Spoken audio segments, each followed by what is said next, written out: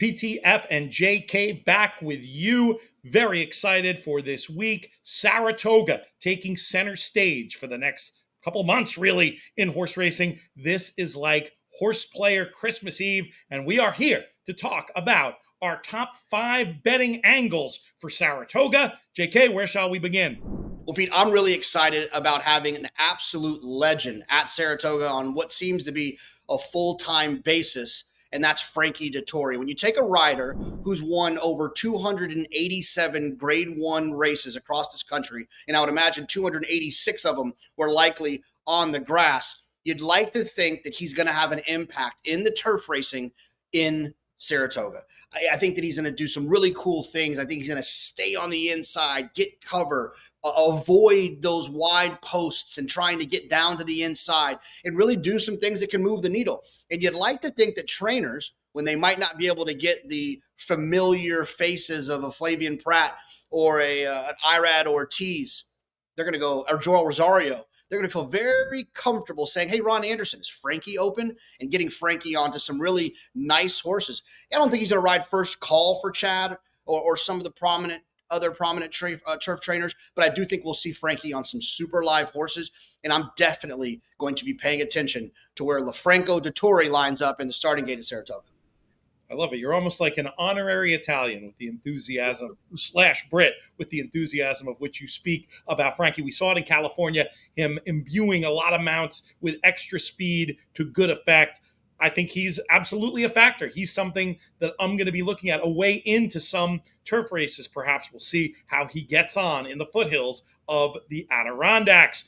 Let me do the next one, JK. I want to make sure people understand the difference between the slightly longer turf sprints downstate and the 5.5 furlong turf sprints upstate. It's only half a furlong. I think a lot of people treat them interchangeably. It's not really the case. And I don't think it's really a bias thing necessarily. It's more a question of, and we'll talk about this in another one of our angles as well, just certain horses being more suited. It's not that you can't close all the time going 5.5 at Saratoga, but I do think closers do come into the game a little bit more with that slightly more what the Brits would call a galloping turf sprint configuration downstairs. I just think this is one you want to have your eyes open to, looking for those horses that really appreciate the flying 5.5 at the Spa.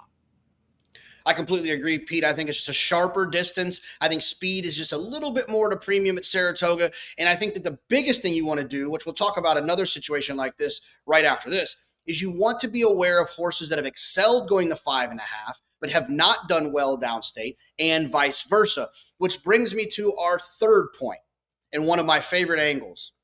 When you're looking at the turf racing, the two-turn turf racing, at Saratoga, you want to pay attention to horses that appreciate the inner turf and appreciate the outer.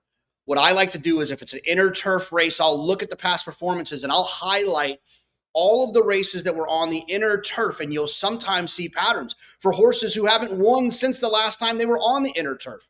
I think it's very important to pay attention to the differences between that sharper, tighter inner turf and that wider, more galloping outer turf. Make sure you pay attention to those two things when you're looking at the two-turn turf races at Saratoga.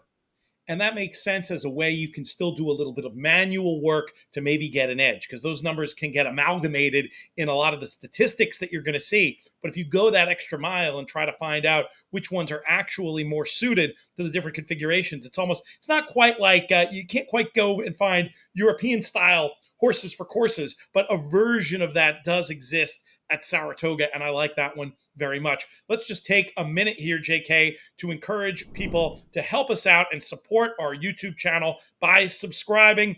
Our goal is to get to 10,000 by the start of the Saratoga meet. That might sound like a lot to do. It's really not. We know the views we're getting on these videos. If everybody, when I said this, just went and did it at that time, we would be at our goal in no time. So make sure you subscribe, click that notification bell so you never miss an episode. Check out our other content as well. Lots of audio only stuff at inthemoneypodcast.com or In the Money Players Podcast, wherever you get your shows. But The YouTube channel is key to everything we're doing. And with that in mind, we want to hear from you. Let us know what you think of our angles. Let us know your favorite Saratoga betting angle as well. JK, I'm going to throw this one right back to you because this is one, frankly, you're just a lot better at and pay more attention to than me. And it is a way you can definitely get an edge at Saratoga. Yeah, it's a very challenging thing for me to look at a Saratoga card and not have the workout report right there with me. I prefer the DRF workout report, the clocker report you can get at DRF. You can get my monthly packages. You can also buy it on a daily basis. But they do an outstanding job there of organizing all the horses that are working on the main track at Saratoga, on the Oklahoma, and more importantly, the turf track at the Oklahoma.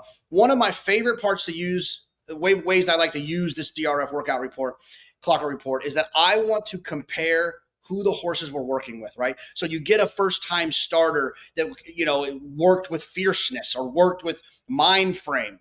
Well, if Todd decides to put mind frame with a first-time starter, that first-time starter is probably pretty darn talented. And more importantly than whether or not that work was graded as a B+ or a B, I think it says a lot about the talent of the horse. The same can be said about the turf works. You can see a Chad Brown putting a grade 1 type horse like Chili Flag with an unraced 3-year-old, and that unraced 3-year-old maybe getting a nose down in front.